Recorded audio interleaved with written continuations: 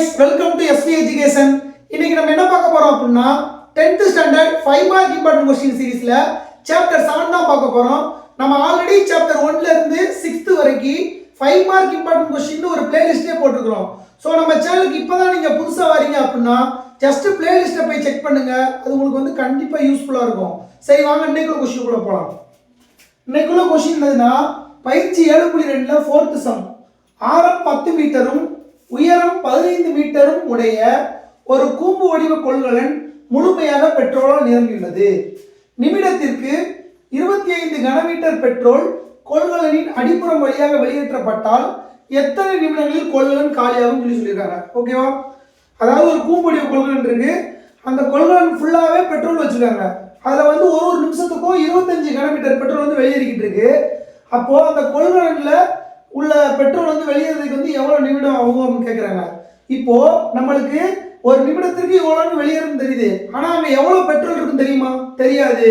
அப்போ அதோட கனளவு எவ்வளோன்னு கண்டுபிடிச்சிட்டு அதை வந்து கனளவு வச்சு அந்த ஒரு நிமிடத்துக்கு 25ஆல் டிவைட் பண்ணிட்டோம் அப்படின்னா நம்மளுக்கு ஆன்சர் கிடைச்சிடும். ஓகேவா? இப்போ கொடுத்த டேட்டா என்னது? ஆரம் ஆர் எவ்வளோ? 10 மீட்டர். ஓகேவா? உயரம் 15 மீட்டர். இப்போ அடுத்து வேற என்ன டேட்டா கொடுத்துருக்காங்க? ஒரு நிமிடத்திற்கு 25 கனமீட்டர், 25 கனமீட்டர் ஒரு நிமிடத்திற்கு வெளியேறுது. ஓகேவா? எனில் எவ்வளவு நிமிடத்துல வந்து கொள்கலன் காலியாகும்? நான் சொன்ன அதே கதை தான். ஓகேவா? முதல்ல என்ன செய்யணும்?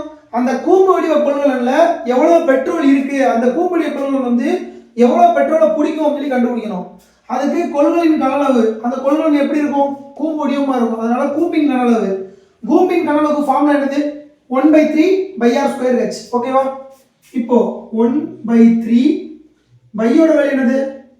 22/7 இன்டு r ஸ்கொயர் வேல்யூ என்னது? 10 ஸ்கொயர். அப்ப 10 ஸ்கொயர் இன்டு h ஓட வேல்யூ எத்தனை? 15. ஓகேவா? இப்போ 3 வேல்யூ போலாமா? 1 3 3 I 3 15. இப்போ 22 5 பெருக்கல் எத்தனை? 110 இன்டு 10 ஸ்கொயர் எத்தனை? 100/7. ஓகேவா? இப்போ 110 இன்டு 100 என்னது? 110 அப்படியே போட்டுக்கோங்க. எத்தனை ஜீரோ இருக்கு? 2 ஜீரோ. அப்ப 2 ஜீரோ அப்படியே ஆட்டோமேட்டிக்கா சேர்த்துக்கோங்க. டிவைட் பை 7 கனமீட்டர். அப்போ கொள்கலனின் கனளவு எவ்வளோ? 11000/7 கனமீட்டர்.